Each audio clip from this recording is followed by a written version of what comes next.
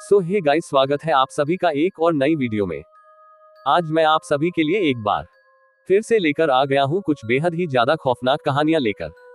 अगर आप मेरे चैनल पे नए हो तो मेक श्योर कि आप इसे सब्सक्राइब करें, क्योंकि मैं आपके लिए ऐसी स्टोरीज लेकर आता रहता हूं। के साथ हम बढ़ते हैं आज की अपनी फर्स्ट स्टोरी की तरफ।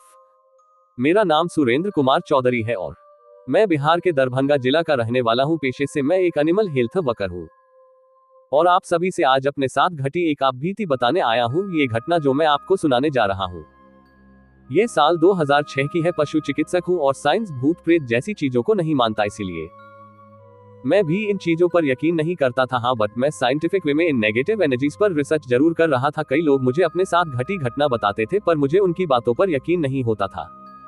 लेकिन एक दिन मेरे साथ कुछ ऐसा हुआ कि मेरी सोच ही बदल गई। 2006 की जून का महीना था। मैं दरभंगा से वापस गांव लौटा था। मेरा गांव दरभंगा से 60 किलोमीटर दूर कुशेश्वर स्थान क्षेत्र के निकट है। उस समय सड़क भी इतना अच्छा नहीं था, बस से लगभग 3 से 4 घंटे लग जाते थे। पर सबसे बड़ी बात यह थी कि हमारा जो क्षेत्र था वह बाढ़ प्रभावी क्षेत्र था। प्रत्येक साल वहां पर पानी आता और पूरा गांव एक द्वीप की तरह हो जाता। आसपास के गांव का जो रास्ता था वो भी पूरी तरीके से पानी में डूब जाता था, क्योंकि रोड के नाम पर बस कच्ची सी सड़क ही रहती थी जिसमें कई सारे गड्ढे होते थे।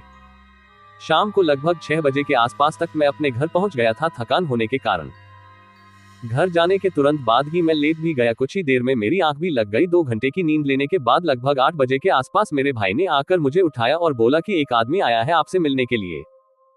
मैं उठा और फ्रेश होकर उनके पास चला गया। वह हमारे दरवाजे के पास ही बैठा हुआ था। मैंने उनसे पूछा कि क्या बात है भाई, तो उसने बताया कि मेरी गाय की तबीयत खराब है और हम लोग काफी परेशान हैं। आप हमारे साथ अभी चलिए और हमारी गाय को देख लीजिए क्या हुआ है और उसका इलाज कर दीजिए। मैंने कहा देखिए, अभी रात को जाना ठीक नहीं है, आप भी रुक जाइए, कल सुबह में चल देंगे। उसने कहा कि मैं नाव लेकर आया हूं और मेरा घर पकड़िया है और वहां जाने के लिए आप केवल बोट से ही जा सकते हैं। वहां पर आपका बाइक नहीं जाएगा, इसलिए आप अभी चलिए हमारे साथ ही, हम आपको ले जाएंगे।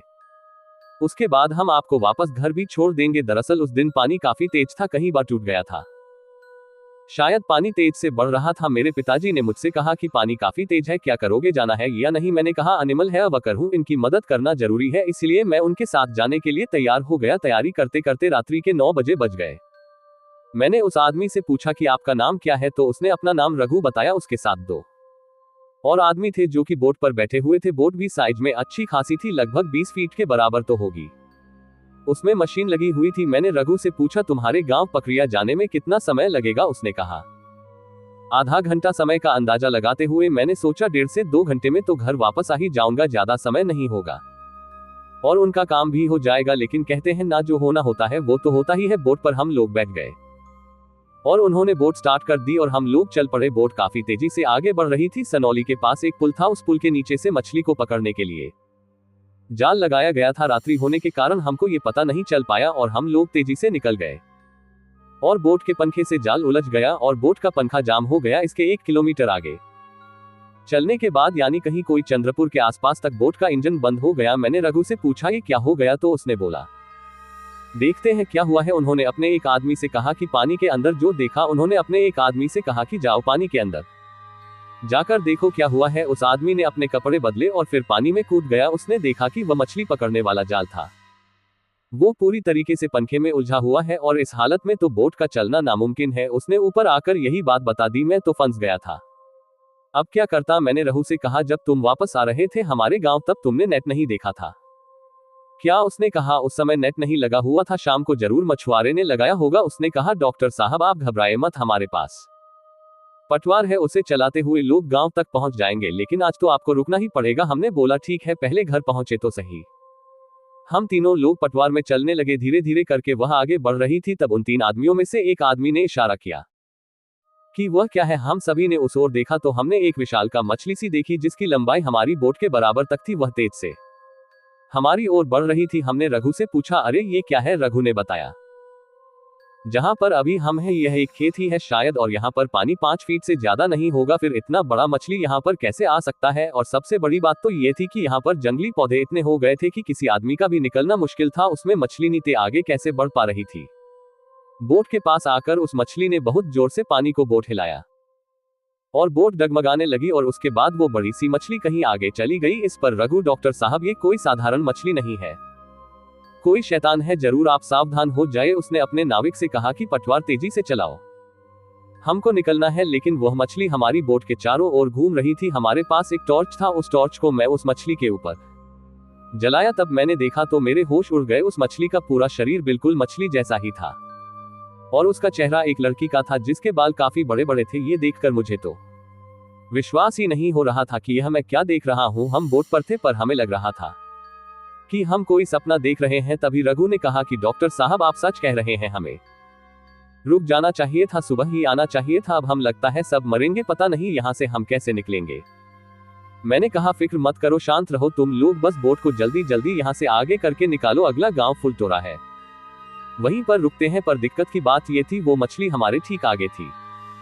जितनी तेजी से हम लोग बोट को आगे बढ़ाने की कोशिश करते वह एक बार में ही बोट को वापस पूरी ताकत से पीछे धकेल देती। कुल मिलाकर बोट अपनी जगह से आगे नहीं बढ़ पा रही थी। पानी में जाने की किसी के अंदर हिम्मत नहीं थी। पटवार चलाते चलाते भी वो लोग थक गए थे और अब रुक गए थे। मैंने अपनी घड़ी में देखा तो रात्रि के 11:30 हो चुके थे। कहाँ मैं सोच रहा था कि 10:30 तक घर पहुंच जाऊंगा, वही 11:30 बजे थे और हम यहाँ पर फंसे हुए थे। उस समय ज्यादा लोगों के पास मोबाइल नहीं होते थे, बस जगह जगह पर टेलीफोन वगैरह ही होते थे। हम सोच नहीं पा रहे थे कि हम करें तो करें क्या, कुछ समझ में भी नहीं आ रहा था। गांव शायद से 1 किलोमीटर आगे ही होगा पर यह शैतान हमें आगे बढ़ने देता। तभी हमने रघु से कहा ऐसे काम नहीं चलने वाला, तुम्हारी गांव में तुम्हारी नाव में कोई थाली है क्या? उसने कहा तो थाली है। मैंने कहा लाओ तो पीछे हो, दोनों पटवार चलाएंगे और हम आगे बढ़ाएंगे। हम चारों ने पटवार चलाना शुरू कर दिया और नाव तेजी से आगे बढ़ने लगी। लगभग हम लोग 300 मीटर आगे आ गए थे। तभी हमने उस शैतान को देखा, वो बहुत तेजी से हमारी तरफ आया और उसने हमारी बोट में टक्कर मार दी। टक्कर इतनी तेज थी कि हमारी बोट पलट गई। हमारा बैग, सारा सामान हमने कंधे से बांध रखा था बैग की वजह से, और इसी हालत में हम लोग पानी में गिर गए। हमारे पास समय नहीं था कि हम करें क्या, लेकिन पानी में आते ही मुझे पता चल गया कि पानी ज्यादा नहीं था, मुश्किल से 2 फीट होगा। पानी कम होने के कारण हम लोग की जान में सांस आए। नाव पलटने के कारण नाव का पिछला हिस्सा मिट्टी में धंस गया और नुकीला हिस्सा आगे आ गया। मैंने पूछा रहू इस पंखे के जाल अभी काट सकते हैं क्या? उसने कहा अभी निकल जाएगा क्योंकि पंखा ऊपरी भाग में आ गया है। उसने अपने चाकू से नेट को काट डाला और पंखे को फ्री कर दिया। उसके बाद हम चारों ने पूरी ताकत लगाकर बोट की एक साइड को उठाया, लेकिन वह हिली भी नहीं। मुझे आश्चर्य हुआ कि 2 फीट पानी है और फिर भी हम बोट को हिला तक नहीं पा रहे हैं। कई बार हमने कोशिश करी लेकिन फिर भी हम नाकामयाब थे। हम 4 आदमी थे। अब क्यों हो रहा है? जब हमने ठीक से देखा तो शैतान ने अपने बाल से बोट को पकड़ा हुआ था, इसीलिए वो नहीं हिल रही थी। डर के मारे हमारी तो सांसें सूख गई। क्या करे क्या ना करे कुछ समझ में नहीं आ रहा था। हर तरफ बस पानी पानी दिख रहा था और उस पानी में हम 4 लोग यहाँ पर खड़े हुए थे। तभी रघु ने कहा डॉक्टर साहब आज बचना मुश्किल लग रहा है। मैंने कहा फुलटोरा गांव यहाँ से अधिक दूर नहीं है, हम तेजी से अगर जाएं तो वहां तक आसानी से पहुंच सकते हैं। मुश्किल लग रहा है। मैंने कहा फुलटोरा यहाँ से अधिक दूर नहीं है, हम तेजी से अगर जाएं तो वहां तक आसानी से पहुंच सकते हैं। रघु ने बोला यहाँ से 200 मीटर बाद कमला नदी है जो कि बहुत गहरी है, अगर हम उसमें जाएंगे तो यह पानी वाला शैतान हमें दबाकर पक्का मार डालेगा। यहाँ पर पानी कम है, इसीलिए हमारी जान यहाँ सलामत है और यह हमें डुबा नहीं सकता। और सच भी यही था शायद, क्योंकि वह शैतान हमारे पास नहीं आ रहा था। अब तक बस बोट को पकड़े हुए था। हमने भी सोचा कमला नदी बहुत गहरी है जो कि फुलटोरा के बगल से निकलते हुए जाती है। फुलटोरा गांव और हमारे कमला नदी थी, इसलिए वहां जाना तो संभव था ही नहीं। हमने जोर जोर से आवाज लगाई क्या कोई है क्या? अरे भाई कोई सुन रहा है? पर शायद हमारी आवाज सुनने वाला वहां कोई नहीं था। तभी हमें हमारे गुरुजी की याद आ गई। हमारे गुरुजी का नाम श्री सदानंद शास्त्री जी है। मैं उनसे कथा सुनता था बजरंग बली की। मैंने उनसे कथा सुनी थी कि बजरंग बली का नाम लेने से शैतान भाग जाते हैं। मैंने वहीं पर ही हनुमान चालीसा पढ़ना शुरू कर दिया। मैंने कोई 4 चौपाई ही पढ़े होंगे। तभी शैतान ने बोट को छोड़ दिया और बोट थोड़ा सा ताकत लगाने से ही पानी के ऊपर आ गया। पानी भी तेजी से बढ़ने लगा। बोट आखिरकार हम लोगों ने पलट दिया और बोट के अंदर जो पानी भर गया था वो हमने तुरंत ही थाली से निकाल दिया। 15 मिनट में पूरी बोट का पानी निकल गया था और अब पूरी तरीके से बोट पानी के ऊपर आ गया था। हम सभी उस पर चढ़ गए और पानी धीरे धीरे बढ़ रहा था। हमने रघु से कहा क्या इंजन स्टार्ट होगा? रघु ने कहा कि चांस कम है, अगर इंजन पानी में चला गया होगा तो स्टार्ट नहीं होगा। मैंने उससे पूछा इंजन में पानी कैसे चला जाएगा? उसने कहा क्लीनर के रास्ते चला जा सकता है, लेकिन इसका चांस 50-50 है, गया भी होगा शायद नहीं भी। कभी कभी तो पानी जाने के बावजूद भी मशीन स्टार्ट हो जाती है, लेकिन थोड़ी दूर चलने के बाद बंद हो जाती है। मैंने कहा इसका स्टार्ट कर दो। 2 बार हमने ट्राई करा पर वो स्टार्ट नहीं हुई। तभी मैंने दूर से देखा वह शैतान तेजी से हमारी ओर फिर से बढ़ रहा था और टक्कर मारने के लिए हमारी तरफ ही आ रहा था। इस बार पानी भी बढ़ चुका था, शायद 3 फीट से ज्यादा। अगर वो हमें इस बार टक्कर मारता तो इस बार शायद ही हम लोग बच पाते। मैंने कहा जल्दी से स्टार्ट। रघु ने तेजी से हैंडल खींचा, इंजन स्टार्ट हो गया। हमने रघु से कहा जल्दी से फुल टोरा चलो, अगर इंजन बंद भी हो गया तो हम वहां तक पहुंच ही जाएंगे, कम से कम कमला नदी तो पास हो जाएगी। नाव को तेजी से एक्सिलरेट करते हुए हम लोग आगे बढ़ने लगे। पंखा फ्री था इसलिए नाव तेजी से आगे बढ़ रही थी। एस्केलेटर उसने पूरा दिया था। हम जल्द ही कमला नदी के बीच में आ गए थे और बीच में आते ही इंजन बंद हो गया, लेकिन बहुत तेज स्पीड में होने के कारण हम लोग फुलटोरा गांव पहुंच ही गए। जहां पर हम थे वहां से फुलटोरा गांव 100 मीटर के अंदर ही था। तभी मेरी नजर उस नदी में गई। नदी से तेजी से एक औरत दौड़ी आ रही थी। इस बार उसका रूप मछली का नहीं था, इंसान के रूप में, मानो कोई पैदल चल रहा हो। मेरे तो होश ही उड़ गए। हमने बोट को वहीं पर छोड़ा और तेजी से फुलटोरा गांव की ओर चल गए। कहीं 2 फीट पानी, कहीं 1 फीट पानी, ऐसे ही चलते चलते हम लोग आखिर जमीन पर पहुंच ही गए। हमसे लगभग 10 कदम आगे एक घर था। उस घर के पास जाकर उसके गेट पर दस्तक दी। हम लोग थक गए थे। थोड़ी देर बाद वहां से एक वृद्ध महिला निकली और बोली कौन है। तभी रघु ने बोला कि हम पकरिया के रहने वाले हैं, हमारे साथ ऐसे ऐसे हादसा हो गया है और सारी बात उसने विस्तार से बताई कि हम यहाँ पर रुक सकते हैं। बुढ़िया ने अपने बेटे को बुलाया और उनको ये सब बताया। उनके रहने के लिए उन्होंने अपने घर में एक कमरे में हमें जगह दे दी। उसमें एक चौकी थी जिसके ऊपर हम लोग सो गए। सुबह जब नींद खुली तो हम लोग फुलटोरा गांव में थे। हर तरफ हमारी चर्चा हो रही थी। उठकर मैं फ्रेश हुआ और गांव के डबल फोन से अपने घर पर मैंने फोन किया और सारी जानकारी अपनी माँ को बताई। माँ ने कहा वापस जल्दी आ जाओ, लेकिन जल्दीबाजी सही नहीं थी। अब तो दिन का प्रकाश था। रघु ने बोट को गांव में सटा दिया और वहां पर इंजन का सारा ऑयल चेंज कर दिया और डीजल में भी पानी चला गया था, उस डीजल को भी बदल दिया। फुलटोरा गांव में हर एक सुविधा उपलब्ध थी क्योंकि यह एक बड़ा गांव था। पूछने पर हमने उनसे पूछा कि यह शैतान क्या था।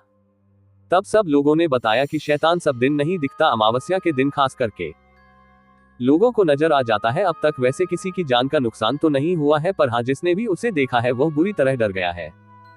पर शायद हमारे केस में तो वह हमारी जान के पीछे पड़ा हुआ था। वह तो शायद हमारे साथ भगवान का हाथ था, इसीलिए हम लोगों को कुछ भी नहीं हुआ। खैर, हम लोग वहां से निकल गए और 10 मिनट में हम लोग अपनी मंजिल पर पहुंच गए। वहां मैंने रघु की गाय का इलाज कर दिया और उसके बाद उसने मुझे वापस मेरे घर पर छोड़ दिया। पर यह घटना मेरे लिए मेरी जिंदगी भर मेरे साथ रहेगी।